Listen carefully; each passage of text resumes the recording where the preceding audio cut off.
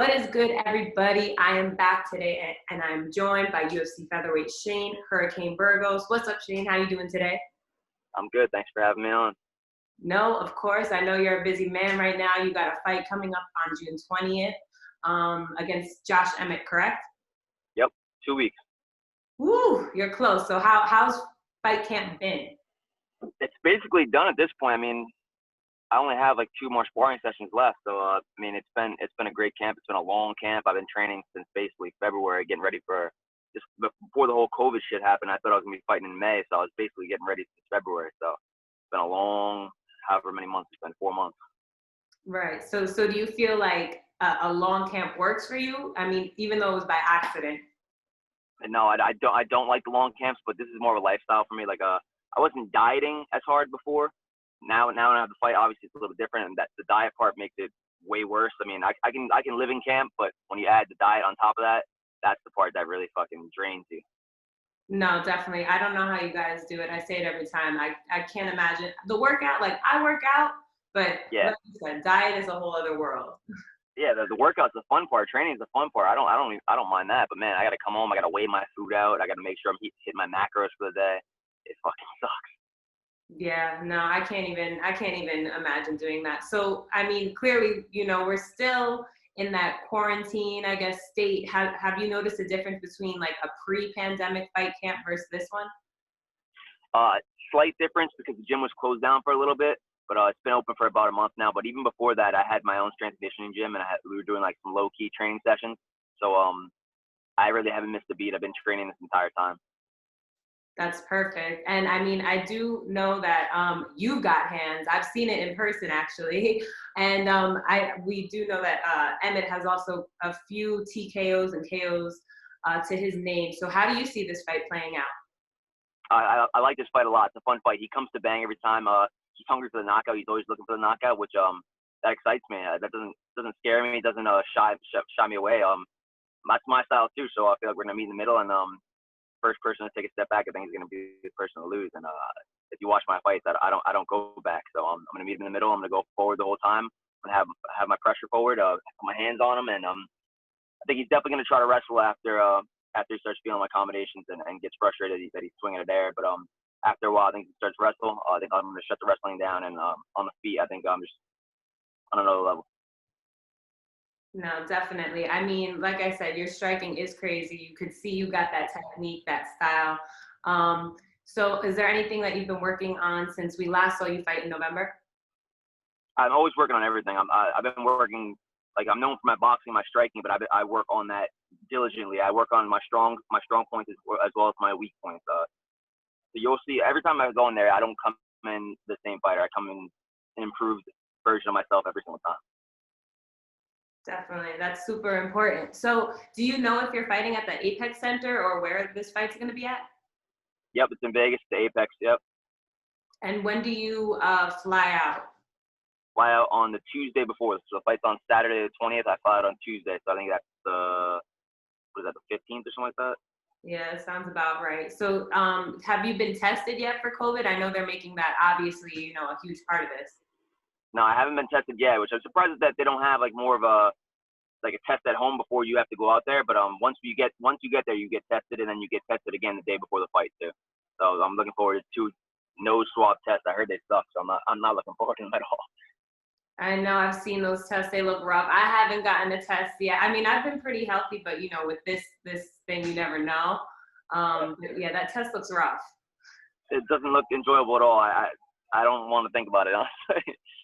So then now when you go to the Apex Center, do you think that's gonna feel any different, being in that small arena? I think it's definitely gonna feel a little different. Not just the size of the arena, because I've fought in a bunch of small venues coming up, but the fact that none of my friends, none of my family will be there, and it's gonna be pretty quiet. You'll be able to hear his coaches and my coaches. I think that's gonna be a little weird, but then at the same time, it's kind of like the same thing as when I go to another gym. We do sparring. Basically the same exact thing if you think about it, because we go out in these other gyms. Like literally, I was at a boxing gym yesterday, and I got my coaches there, and I got my sparring partners' coaches there. My coach is screaming stuff, his coach is screaming stuff, and there's literally nobody else there. So I'm thinking it's gonna be similar to that. Do you think it'll kind of give you that vibe like you're sparring and not in a fight? I think it could, but you can't get caught up in getting too complacent and too comfortable because it's not sparring. Like, I'm not going in there to have a sparring session. I'm going in there to win and inflict damage and to finish the fight. Like, in sparring, it's a little bit different. You got it down a notch maybe, but in a fight, obviously, I'm going out there. It's not going 3 rounds. That's not my plan. Word, definitely. And I mean, hey, you're a pro. You already know what to do. This is literally your job. You go in there, you get the job done. So I'm sure it's going to be exciting for us come June 20th. I did check your Instagram and I see that you're like always training, like you said before. So what like keeps you inspired? Because, you know, we all have days where we're like, fuck this, I can't. What keeps you going? I fucking love it. Honestly, that the feeling, as corny as it sounds, like the endorphin rush you get after a good workout, like that's like my vice, that's my drug. I need to feel that at least like 5-6 times a week. And on top of that, I want to be the fucking best. I don't want to fucking come here and just be one of the guys that just makes a name for himself and then gets out. No, I want to be the best. I want to be a fucking champion. I have a family. I have a daughter. I want to support. I want to make sure that they're set for life and my grandkids in the future. And I got a lot of goals. So yeah, there's never a lack of motivation for me. That's amazing. And how do you take care of yourself in your downtime to be able to, you know, train so much? I have honestly the biggest thing for this training camp especially is this thing. I got the Whoop. I don't know if you ever heard of the Whoop. You heard of it? No, I haven't. What's that? It's awesome. It's basically a training aid. It tells you what days you're good to go hard and what days you should go a little bit easier. And I have one of my coaches who helps me regulate with all that, and he looks over at everything like that. Shout out to Frank Benedetto on Counter-Strike. So he tells me basically what days I can ramp it up, what days I should take it easy, and that's huge, honestly. That's cool. You said it's called the Whoop? Yeah, WHOOP. Oh wow, I'm gonna definitely check that out. That's a nice little tip. Oh, yeah. Gives you so much data. It gives you your resting heart rate, your heart rate variability, gives you how much sleep you had during the night, what kind of sleep you've had. It's great. Wow. So like if you know your sleep wasn't that great, you might go a little easier the next day. Exactly. Or it'll advise you to take a nap. It's a game changer. I love it. Oh wow, I'm definitely gonna look into that. Yeah, check it out. All right, so we did make it on over to Cop or Drop. So if you're ready to check out a few sneakers with me.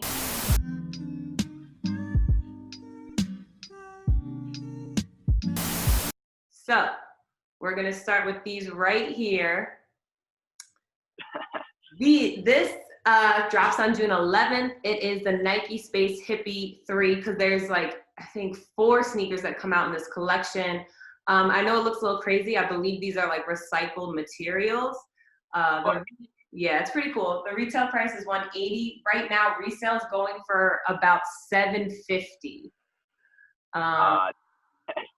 Yeah, so you're asking me if I would cop for $750? No, just like regardless of the price, would you cop or would you drop these? You into them or not? No, I'm not into the high top. That was back in high school, maybe. Yeah, true. I mean, I know they do have a few other versions of the sneaker, like I said. It's an interesting concept. Definitely gives a space hippie vibe, I would say. All right, so that one was a drop. Next, this one would be like for your daughter, because these come out in kid sizes. June 13th, these drop. Nike LeBron 17 South Beach. Retail, they're going to be going for $220.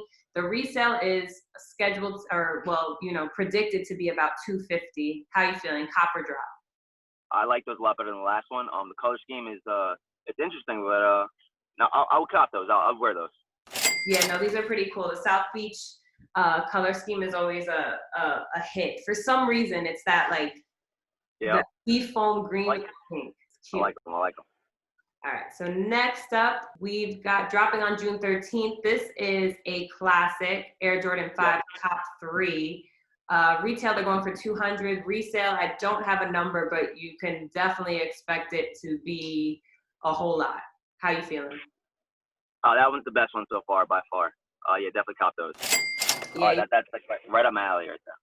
Yeah, these are a classic. You have to cop these. Whenever they come out with like, one of these retro, these OGs, it's, even if you just buy it and keep it in your collection and then sell it years later, you can make so much money on these.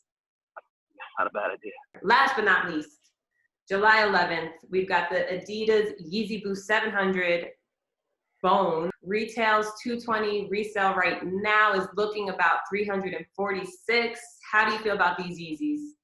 I like the other Yeezys, the Yeezy Boost, the originals. I'm not the biggest fan of those. So it's kind of like the sandals they came out with, the slides. I'm gonna say drop.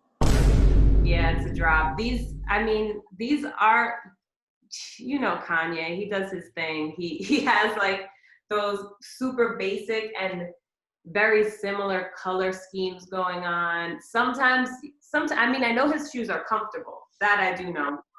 But style-wise, they're a little different. Out there. Yeah, like you said, those slides. I think those slides were going for like a crazy amount of money, and they literally look like stuff people wear in prison. Yeah, I don't understand it, but to each their own, I guess. Exactly. He's making bank. Not that he needs it, but he's making bank. True that. So you made it through Copper Drop, and we are officially at the end of the interview. Is there anything you want to promote or anyone you want to shout out? Shout out to my team Tiger Shulman, my strength and conditioning coach, John Ron at Believe Elite. Shout out to my Whoop coach at Counter Strike. Shout out to you guys for having me on, and thanks to all the fans, family, supporters. Appreciate all you guys.